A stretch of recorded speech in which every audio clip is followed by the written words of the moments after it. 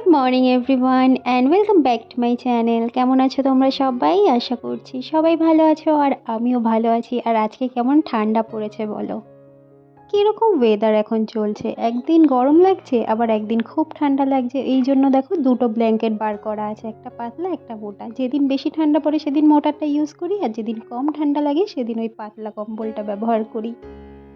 আজ হচ্ছে 11ই জানুয়ারি, বাজে এখন সকাল 9টা। আর এই 9টা থেকে আজকের ব্লগটা শুরু করছি।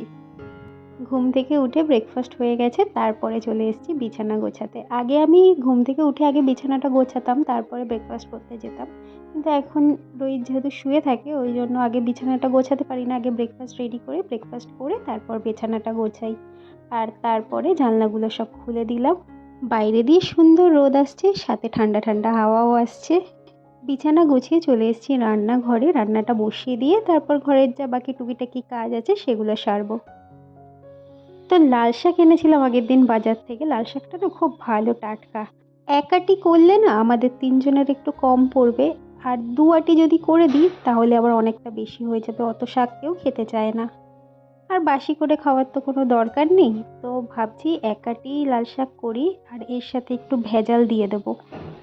ভেজাল মানে কি বলো তো, অনেক দিন ধরে গাজর বিনস ফ্রিজে পড়ে আছে। গাজর বিনস এমনি রান্না করলে ঘরের কেউ খাবে না, কিন্তু একটু শীতকালে গাজর বিনস খাওয়া তো ভালো বলো। ওই জন্য গাজরটাকে ভালো করে গ্রেট করে আর বিটটাকেও ভালোভাবে গ্রেট করে লাল শাকের সাথে মিশিয়ে দিচ্ছি। একটু চিংড়ি মাছও দিয়ে দিয়েছি, তাতে টেস্টটাও ভালো আসবে।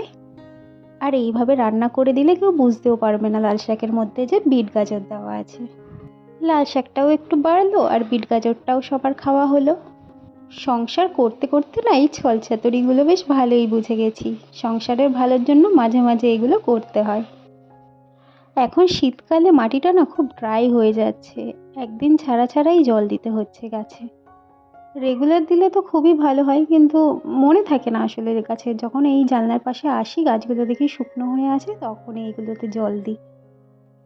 লাল শাক করলে তো শুধু হবে না, তার সাথে ডাল করেছি আর এখানে একটুখানি মাংস করব, ওই জন্য আলুগুলোকে আগে ভেজে নিচ্ছি।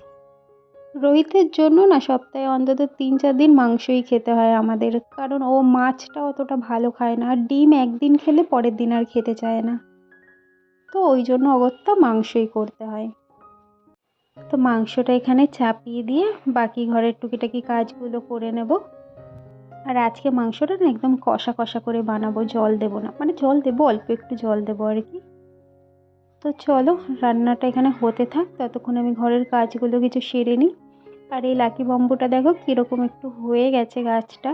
আর এই গাছের পাতাগুলোই না হালকা হালকা ধুলো পড়েছে, ওই জন্য জল স্প্রে করে দিচ্ছি। পুরো টাটকা লাগে গাছে যদি জল স্প্রে করে দেওয়া হয়। দেখো এই গাছের পাতাগুলো একটু ধুলো ধুলো হয়ে আছে, তো একটু জল স্প্রে করে দিচ্ছি। এতে গাছ দেখতেও ভালো লাগে, টাটকা লাগে, আর গাছেরও ভালো। আর এই জেড প্ল্যান্টটা এতটাই উপরে লাগানো না, আমি দেখতে পাই না, হাত উঁচু করে জল দিতে হয়। আর এদিকে আমার রান্নাও হয়ে গেছে। দেখো এই হচ্ছে চিকেন কষা, আর এখানে রয়েছে ধনেপাতা টমেটো দিয়ে পাতলা করে মসুর ডাল। আর যেটা করেছি সেটা তো তোমরা দেখেছো, লাল শাক ভাজা, লাল শাক বিট গাজর একসাথে ভাজা চিংড়ি মাছ দিয়ে। দেখে মনেই হচ্ছে না যে ওর মধ্যে বিট গাজর আছে। গুড ইভিনিং এভরিওয়ান, বাজে এখন সন্ধ্যে 6:30। সেই দুপুরবেলা তোমাদের সাথে দেখা হয়েছিল, তারপরে একবারে সন্ধ্যেবেলা দেখা হলো। সন্ধ্যেবেলা চা খেলাম, সন্ধে দিলাম। তারপর এখানে রোহিত নিয়ে এসছে ফুচকা, এখন একটু ঝাল ঝাল করে ফুচকা খাবো। তারপরে যাব রাতের রুটি করতে। তো চলো এই ব্লগটা এখানেই শেষ করছি। যদি কিছু ভালো লেগে থাকে please do like comment share and please subscribe my channel. দেখা হচ্ছে আগামীকাল একটা নতুন ব্লগের সাথে। সবাই ভালো থেকো, আর প্লিজ আমার চ্যানেলটা সাবস্ক্রাইব করে আমার পাশে থেকো। এখন বাজে 9টা, ওই 10টা নাগাদ ডিনার করে তারপরে শুয়ে পড়বো।